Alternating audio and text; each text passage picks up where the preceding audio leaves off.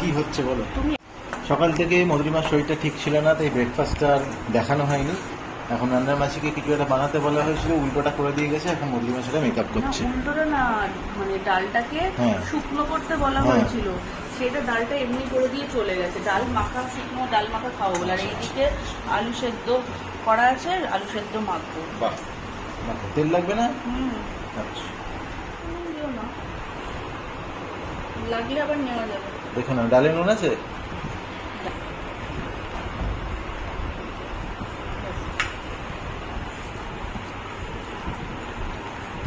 আলু সেদ্ধ মাখ। কি বলছো?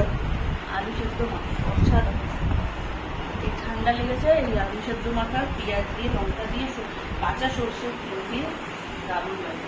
আর এইটাকে করতে বললাম, এটা যে কি করে দিয়েছে কে জানে।